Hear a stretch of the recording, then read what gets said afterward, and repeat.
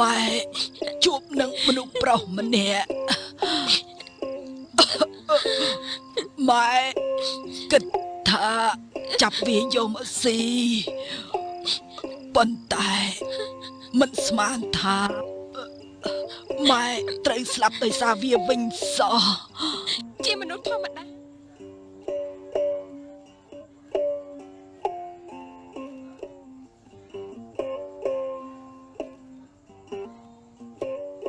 នៅក្នុង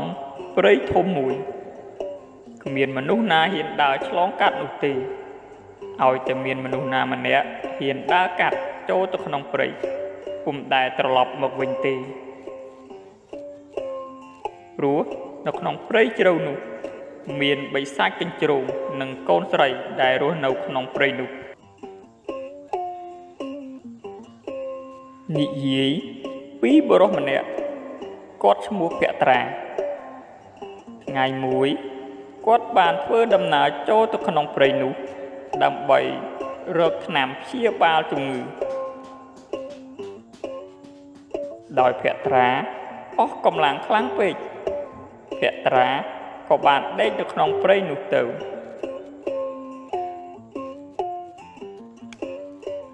ពេលនោះបិសាចកញ្ជ្រោងបានឃើញភក្ត្រាហើយបិសាចកញ្ជ្រោងបានក្រឡាខ្លួនជាលោកយាយចាស់ម្នាក់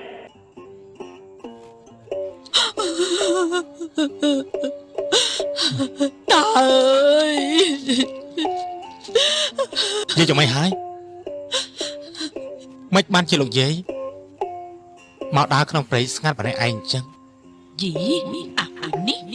ស្មានតែឃើញមនុស្សចាស់ពិបាកវានឹងជួយដឹងអីគ្មានចិត្តសោះយាយលើខ្ញុំសួរយាយទេចាលោកចៅយាយជាអ្នកស្រុកជើងភ្នំឡើងមករកតាព្រោះតាឡើងមករកអស់2ថ្ងៃហើយមិនឃើញគាត់ត្រឡប់ទៅផ្ទះវិញសោះឥឡូវរកគាត់មិនឃើញខ្លួនក៏វង្វេងព្រៃទៀតអើយតាមិនដឹងជាតាស្លាប់ឬក៏រស់ទេតាចុះឥឡូវយាយគិតធ្វើយ៉ាងម៉េចយាយសុំលោកចៅទៅជាមួយផងពេលរកផ្លូវទៅផ្ទះឃើញហើយយាយមិនភ្លេចគុណលោកចៅទេប៉ុន្តែ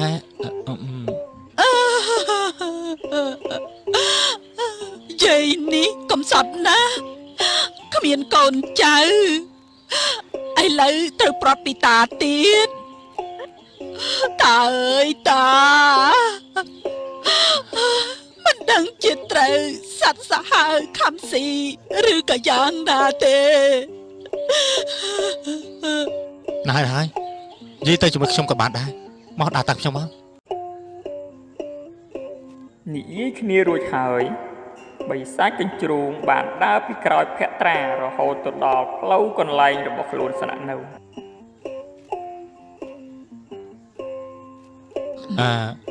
ផ្លូវនេះប្រហែលជាផ្លូវចូលភូមិហើយយាយ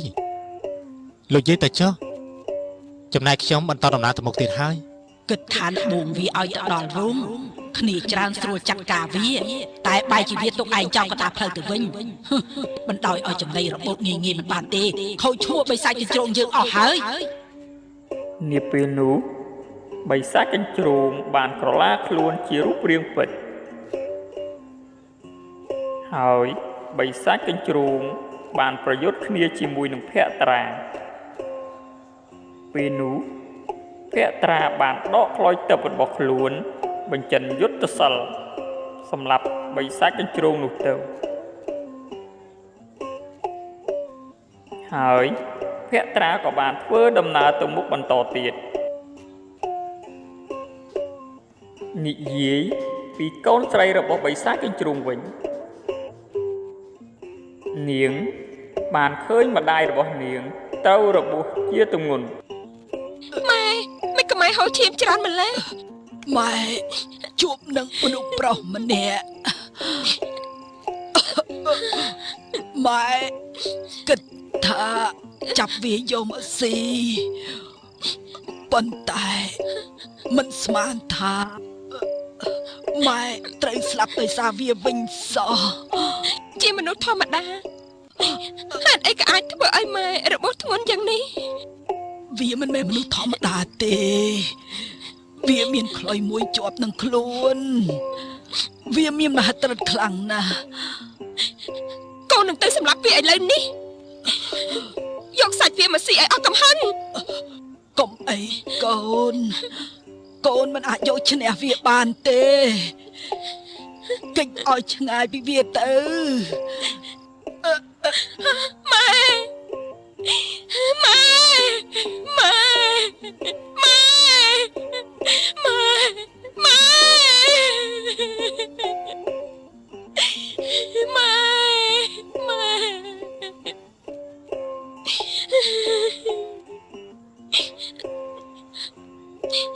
យើងត្រូវតែសងសឹក ដោយនាងចង់សងសឹកជាមួយនឹងភក្ត្រាដែលបានសម្លាប់ម្ដាយរបស់នាង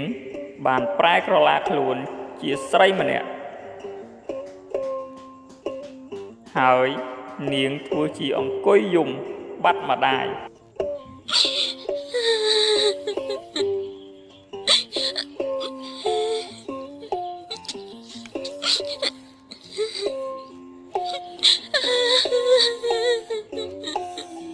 ហើយនាង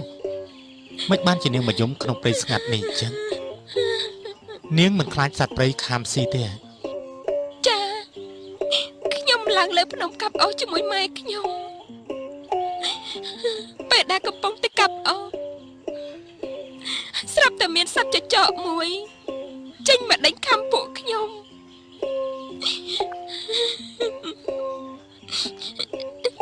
ខ្ញុំនិងម៉ែខ្ញុំក៏រត់បែកគ្នាតែម្ដងទៅ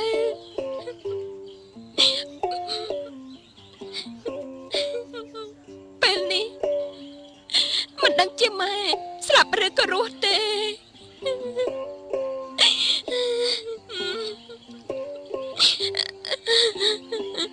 អូខ្ញុំយល់ហើយមុននេះខ្ញុំបានជួបនឹងបិសាចម្នាក់ប្រហែលជាវាស៊ីម្ដាយរបស់នាងហើយវាប្រែកាឡាជាម្ដាយរបស់នាងចង់មកស៊ីខ្ញុំទៀតតែនាងកុំភ័យអីខ្ញុំបានសម្លាប់វាបាត់ទៅហើយ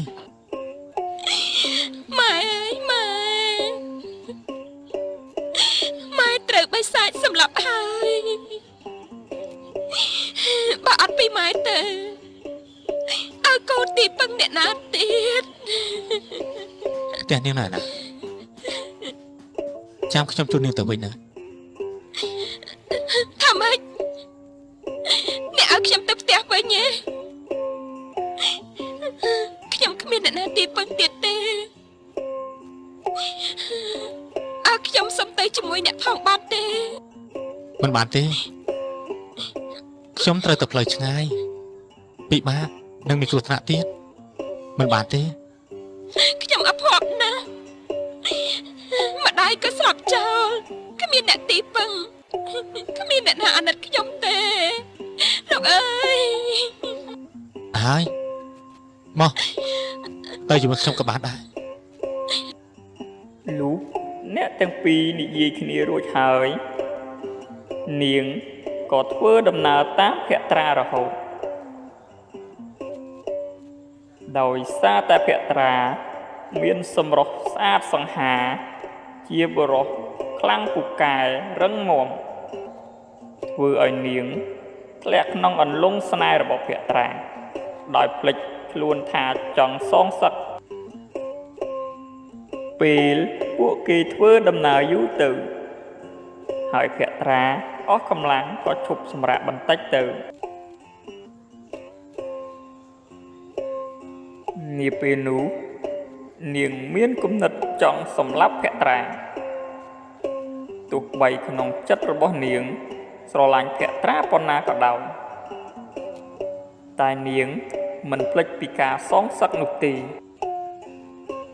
ហ៎ណែនាងជាបិសាចទេ មែនហើយឯងសម្រាប់ម្ដាយយើងត្រូវតែសម្រាប់ឯងវិញ ខ្ញុំសម្រាប់ម្ដាយនាងខ្ញុំមិនដែលស្គាល់ម្ដាយនាងទេនាងច្រឡំទេដឹង ឯងភ្លេចហើយហ៎ឯងបាត់សម្រាប់បិសាចម្នាក់នោះគាត់គឺជាម្ដាយយើង អូខ្ញុំនឹកឃើញហើយគឺបិសាចចាស់នោះហ៎ ឯងនឹកឃើញហើយហ៎ពេលនេះឯងចាំស្លាប់ទៅអូ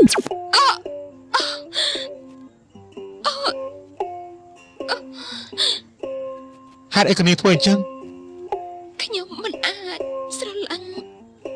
អ្នកដែលសម្រាប់ម្ដាយខ្ញុំបានតែខ្ញុំក៏មិនអាចសម្រាប់អ្នកដែលខ្ញុំស្រឡាញ់ដែរអញ្ចឹងមានតែខ្ញុំស្លាប់ដើម្បីឲ្យចាប់គំនុំនេះ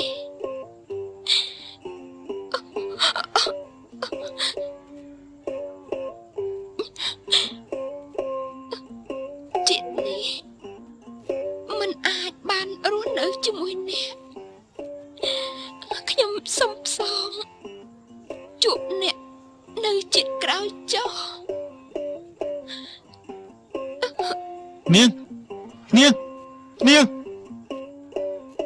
នាងនាង គំនុំសងសឹកមិនឈ្នះអធិពលស្នេហាធ្វើឲ្យមនុស្សហ៊ានធ្វើអ្វីៗទាំងអស់ហើយស្នេហាអាចធ្វើឲ្យមនុស្សសប្បាយចិត្តស្នេហាអាចឲ្យមនុស្សពិបាកចិត្តស្នេហាអាចឲ្យមនុស្សគិតខ្លីនេះហើយគឺជាអត្តពលរបស់ស្នេហាសូមបងប្អូនទាំងអស់គ្នាកុំភ្លេចជួយចុច Subscribe និងរូបកណ្ដឹង Channel រេនុតុក្កតាខ្មែរផងសូមអរគុណ